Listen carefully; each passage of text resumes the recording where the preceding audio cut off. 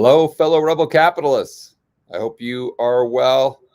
We've been working this whole afternoon trying to get this new camera set up, and hopefully it's a better look.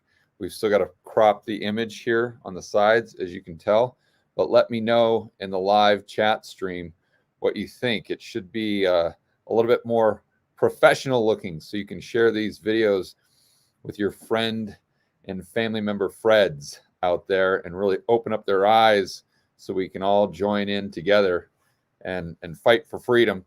Let's dive into the article. I think this is really going to be an eye-opener for a lot of you and kind of help you understand why there's so many people that not only listen to what the politicians are saying, but they really put all their faith in the politicians and central planners that what they're saying is true. And they believe every word that comes out of their mouth. And for rebel capitalists like you on this, watching this video, or probably in the live stream right now, this is probably completely bewildering to you. It's a head scratcher. You just look at the typical CNN watcher and just ask yourself, why? How on earth can they put their blind faith in the government, these politicians, and these institutions after the politicians have lied to them so many times? How can they continue to believe what they're saying when they lie, they contradict themselves? And for someone who's looking from the, or for someone who is, their vantage point is from the outside looking in, they see this and they just can't believe that someone could, I don't want to say be so gullible, but be so naive and maybe be so ignorant to what is happening around them and what is happening to them and their family. And what I'm talking about specifically is the loss of freedom, the manipulation, the mental manipulation, and the propaganda that is being used to control their lives. So let's dive into this article. This is on Zero Hedge. And pretty much the gist of this article is the trust in Biden. And I would argue if they did this poll, the trust for Walensky, the trust for Fauci, the trust for any of our institutions regarding the cerveza sickness has deteriorated significantly, not just from those on the right or in the middle, but also those on the left. And this chart is illustrating it. Now, it's still extremely high. We've got 81%. So what they're doing is they're comparing September 24th through the 27th compared to January 22 through the 25th, obviously, of 2021.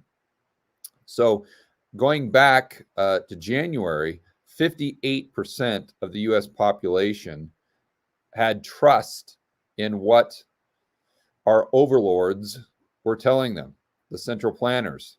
Now that has dropped down to 45%. But even with the Democrats, started at 92%, now it's gone down to 81%. And you can see why. It goes back to what I was saying before. If someone lies to you over and over and over again and admits that they lie, I mean, whether it's Fauci, whether it's the Biden administration, and I'm not here to pick on any administration or any politician or any political party, because I dislike both parties equally. But this particular administration has come right out and said that they have lied to all of us on numerous occasions.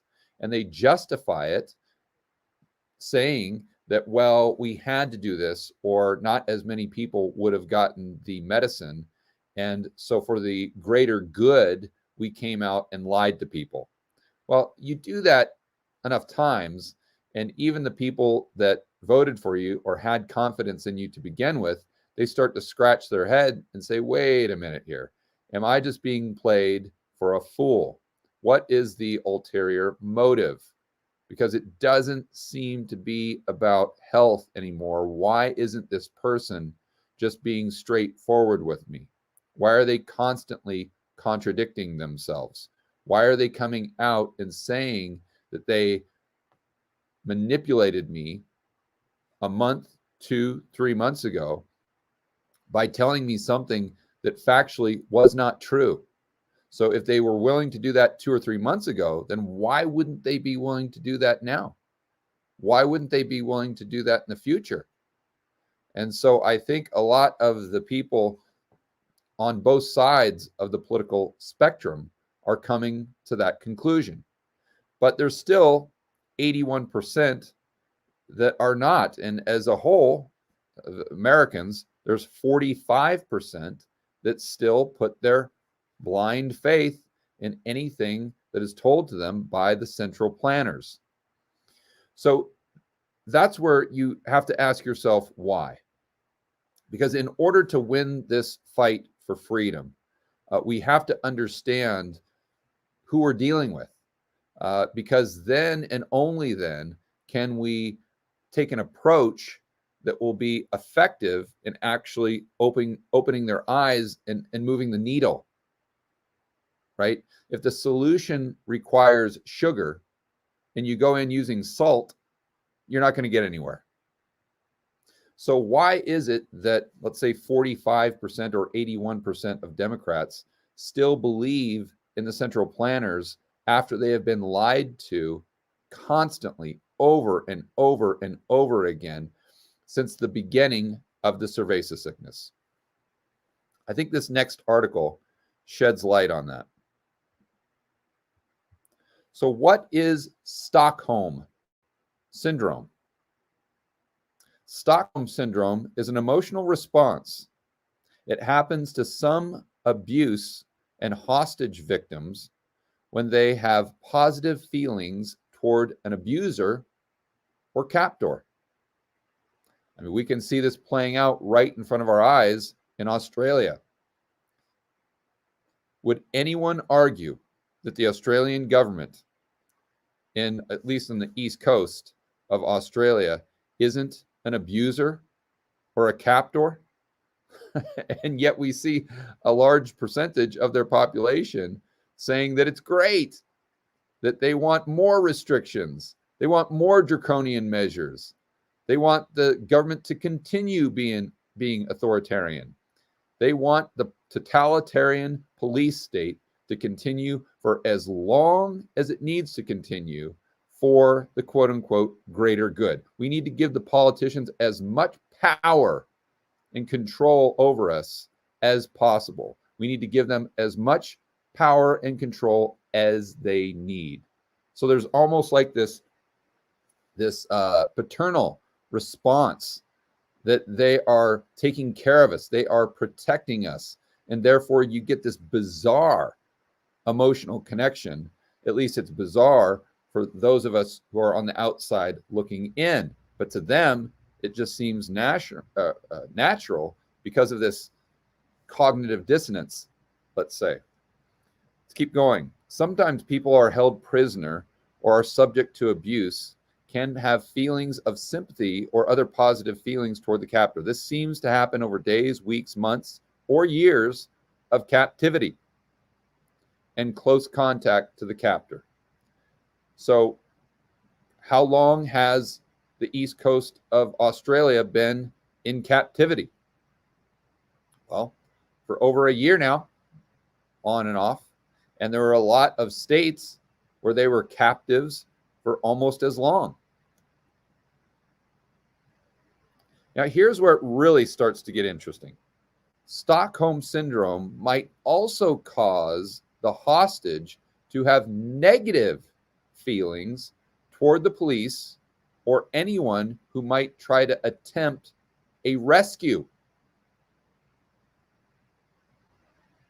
So for all of us out there that are trying to do our best to open their eyes, for all of us out there that are trying to share with them stories from history and illustrate When a government takes that much power, it rarely ends well. For the people who are valuing safety more than freedom, when have they been on the right side of history? For all of those government officials, politicians, or people in the mainstream media who are arguing that we should be censoring a certain narrative or we should be censoring a certain opinion, how many times throughout history have they been the good guys?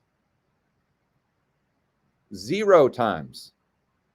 So how many times have governments taken this authoritarian approach that we see in Australia right now? How many times have they been on the correct side of history when we look back on this 100 years later? Very few times, if ever. Let's go back to the American Revolution. We've talked about that a lot on this channel. We had the Tories and we had the Patriots. The Tories were loyal to the crown. They wanted to stay under the rule of Britain. And they acknowledged, yes, we have to give up some freedom. But if we continue to give our freedom and liberty to our overlords in Britain, it'll benefit us because we'll have additional safety in the form of the British Navy. But then the revolutionaries, the true Americans, stood up and said, listen, I get it, Tories, but we value freedom more than we value safety. We don't care about the British Navy at the end of the day. We want to be free, independent people. We want to be sovereign individuals. And therefore, you can pretty much sum up in one word the belief system of the Tories and the Patriots. The Tories, safety. The Patriots, freedom. So who is on the right side of history when everything was said and done?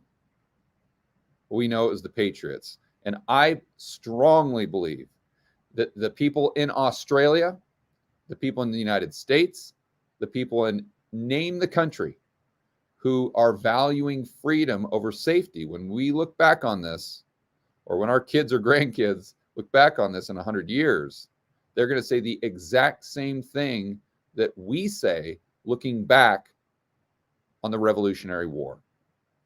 But let's keep moving on here. Some key pieces seem to increase the likelihood of Stockholm syndrome. These include being in an emotionally charged situation for a long time.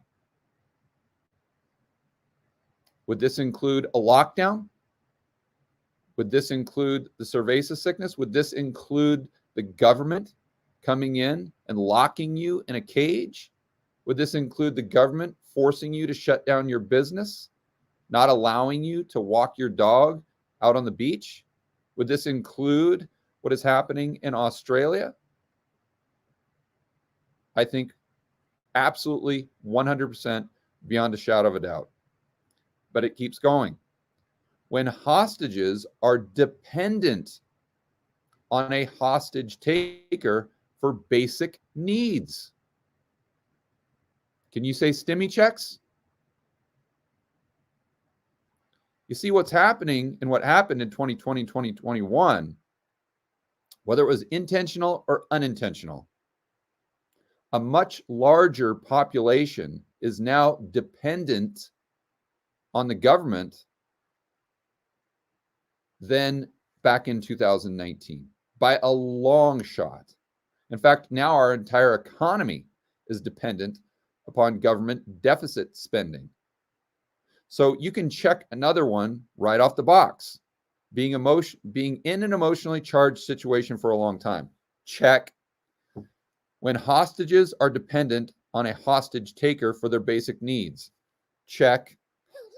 So we're 2 for 2. When hostages haven't been dehumanized. Now, this is interesting. because I think that what our central planners are doing right now is very dehumanizing. But from the people who have trust and faith in in our overlords, in the central planners, I think they would see it from a completely different vantage point. They would say that no, no, no, no, no, we haven't been dehumanized, and therefore we trust the administration, we trust the institutions even more. It's that cognitive dissonance where if you're someone that's looking at this from the outside, you just scratch your head and you're in total, utter disbelief. So I wanted to go over this to give you an idea of what I think we could be dealing with at a psychological level. And this would explain many things. And the reason I'm going over this is not to make fun of a certain group of the population. That's not what I'm doing here. I don't think any of us have time to just poke fun at people and throw them under the bus just to make ourselves feel better. We are in such an urgent situation right now that everything that we do, as far as any additional mental bandwidth you have, I believe should be allocated to spreading the message of freedom and getting people to realize that we are on the road to serfdom. And this road ends in totalitarianism. But all of us have the power to contribute to society as a whole getting off that road to serfdom. And we can do it because in this country and many others, they have been on that path before. And collectively, they have chosen to get off the path and back towards a life of freedom that they enjoyed in the past and that their kids and grandkids can enjoy in the future. Let's remember what my good buddy Gerald Celente taught us all, or at least taught me, which I've tried to communicate to you guys as much as I can. And that was the story of how the Berlin Wall came down. It wasn't some dramatic event that happened immediately. It wasn't one person. It was a group of people that had enough. They got fed up with the situation and they all went out to the Berlin Wall with the guards and said, do what you want, but we are sick and tired of authoritarianism. We are sick and tired of living in a police state. We want freedom. We value freedom more than we value safety. These Germans were true patriots, just as much as the founding fathers of the United States were back during the Revolutionary War. And then what happened? More people saw what that first group was doing, and they joined in. And then more people saw what an even bigger group had done, and they joined in. And before you know it, all of these guards with their guns are looking around, and there's thousands of people for every one of them. And they knew that if they used that gun against anyone in the crowd, their life expectancy would be about 5 minutes.